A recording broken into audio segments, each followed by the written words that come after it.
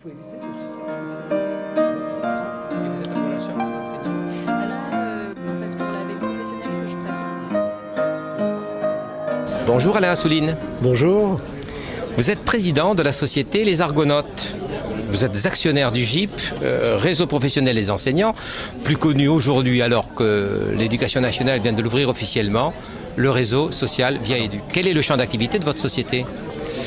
Ma société crée des sites internet, des dispositifs internet et très souvent lorsque nous créons un site internet, on est amené à travailler aussi sur la modification de tous les processus internes de l'entreprise qui au départ fait un site internet pour communiquer ou vendre, mais finalement lorsqu'on communique et qu'on vend sur internet, on est amené à digitaliser tous les processus d'organisation interne d'une entreprise. Donc on accompagne les entreprises, les organisations. Par exemple, nous avons fait le site de l'APEC, apec.fr, c'est nous qui l'avons fait. On déploie les sites de Peugeot dans 90 pays. On a fait un réseau social territorial pour le département de l'Oise. Voilà, on travaille pour toutes sortes de clients, privés, publics, pour des collectivités locales. Et nous avons été amenés à, évidemment, avec un grand plaisir, travailler sur le réseau social Via Éduc. Alors pourquoi avez-vous rejoint justement ce GIP qui est au départ le consortium qui est à l'origine justement de la création de ce GIP? Alors nous croyons beaucoup au fait que les réseaux sociaux, il y a les réseaux sociaux hors sol. Facebook, qui permettent aux gens d'échanger à très grande distance, mais en réalité souvent on se rend compte que ces échanges très distants, qui peuvent être très distants, finalement se font souvent en très grande proximité. Souvent les gens qui échangent sur Facebook, c'est des voisins ou des gens qui habitent la même ville ou des gens de la même famille. Mais nous pensons que ce type de communication, d'échange, de partage, d'annotation, de commentaires, de possibilités de se raconter des choses, mais aussi de commenter des choses qu'on a aimées, de les partager avec les autres, ça peut être extrêmement fructueux dans la vie sociale et ça peut être extrêmement fructueux dans la vie professionnelle. Et on pense que ça peut devenir un très grand accélérateur de la modification, de la façon de travailler, du partage. Voilà pourquoi nous avons rejoint ce groupement. Et notre tâche, là, c'était d'y apporter un peu notre savoir-faire. Les Argonautes existent depuis 20 ans, on peut dire quasiment depuis l'existence d'Internet en France. Et on a acquis, avec tous les clients pour lesquels nous avons travaillé, on a acquis un certain savoir-faire à la fois en termes de ce qu'on appelle le design d'expérience utilisateur, c'est-à-dire de la façon dont on doit permettre à l'utilisateur de naviguer dans un site, d'échanger dans un réseau social, etc. Et de façon à ce qu'il le fasse de la façon la plus évidente pour lui. Nous, on croit que c'est très important. Évidemment, dans les objets de la vie quotidienne, on n'imagine jamais un objet sans qu'il soit designé pour un usage. Le design, en fait, c'est quelque chose qui est fait pour un bon usage. Et très souvent, c'est des choses qui sont peut-être des fois un peu oubliées sur Internet. Et donc, nous, on pense que le fait de reprendre les standards du web de manière à ce que les personnes qui utilisent un réseau social ou qui utilisent un site Internet s'y retrouvent immédiatement, qu'ils n'aient pas besoin d'avoir un temps d'apprentissage pour comprendre ce qu'ils ont à faire. Donc, on a beaucoup travaillé sur cet aspect-là pour Via Éduc. Et évidemment, on a travaillé parce que nous avons, c'est un peu l'ADN des Argonautes, c'est qu'on a regroupé dans la même entreprise tous les métiers qui concourent à réaliser un site internet ou un réseau social. Donc on a aussi réalisé le développement technologique. Donc la plateforme technologique de Via Éduc a été créée par les Argonautes. Vous parlez donc de design utilisateur, en fait, de X-Design. Pendant 2 ans, si je comprends bien, cette Via Éduc a été expérimentée par des enseignants. Comment s'est fait cette relation avec les enseignants? Est-ce que vous avez tout à fait. mis en œuvre ce type de... Alors, tout à fait. Et on a pu le faire à un niveau rarement atteint, parce que souvent le design d'utilisation, on considère pour avoir une bonne idée, pour bien tester un design d'utilisateur, il suffit 5 à 10 personnes dans une salle qui utilisent et on regarde ce qu'ils font, on regarde leurs réactions et à partir de là on peut en tirer des choses. Là, on a eu la chance de pouvoir le tester sur des centaines puis des milliers d'enseignants Et on a eu la chance de pouvoir disposer d'un labo de l'éducation nationale qui est basé à Poitiers, qui a pu aussi apporter laboratoire de recherche technique. Voilà, c'est ce laboratoire de recherche.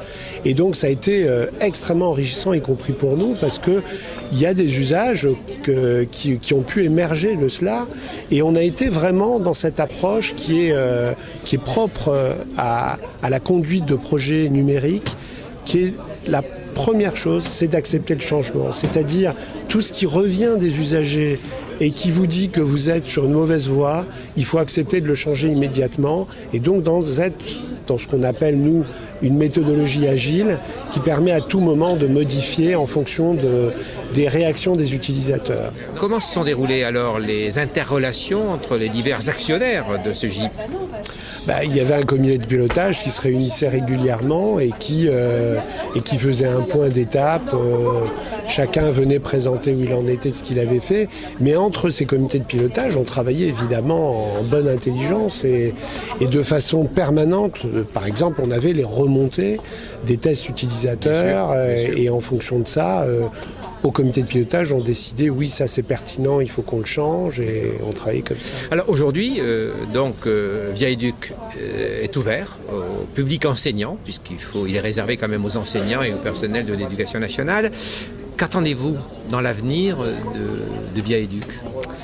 D'abord, j'espère que ce sera un succès. Et un succès, ça veut dire que une majorité des 800 000 enseignants l'utilisent vraiment. Et je pense que ce qu'on peut attendre, c'est que ça soit bénéfique à l'éducation de nos enfants. Donc que ça permette en fait l'idée.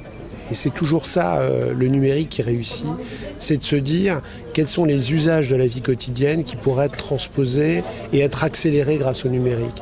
Et finalement, les enseignants ont toujours, de longue date, ont un peu sur la base des outils qu'ils avaient déjà, des livres dont ils pouvaient disposer, ils ont toujours fait des outils des pédagogiques à leurs mains. Alors c'était les polycopiers, c'était après les photocopies et donc là l'idée c'est de pouvoir leur donner un outil qui leur permette de le faire en digital et de pouvoir le faire collectivement.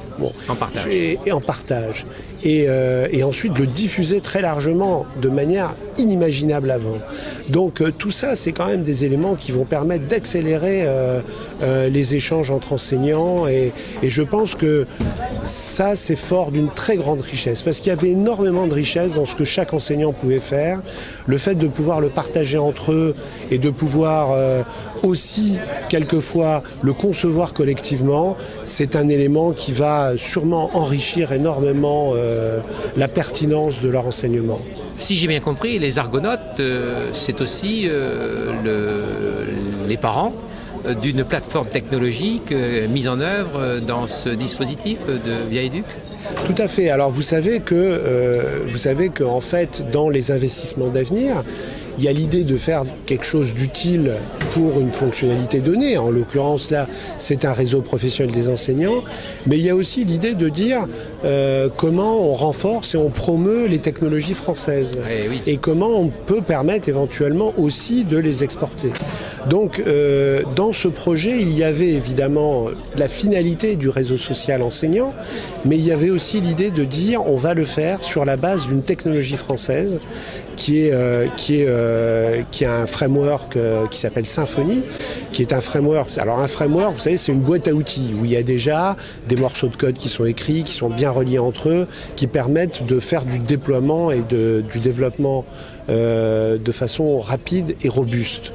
On a utilisé ça, mais non seulement on l'a utilisé, mais on a enrichi ce framework en ajoutant une couche de réseau social qui va permettre, qui est en open source, qui va être remise à la communauté et donc des développeurs et qui pourront l'utiliser pour pouvoir faire des réseaux sociaux sur d'autres communautés, avec d'autres fonctionnalités, etc.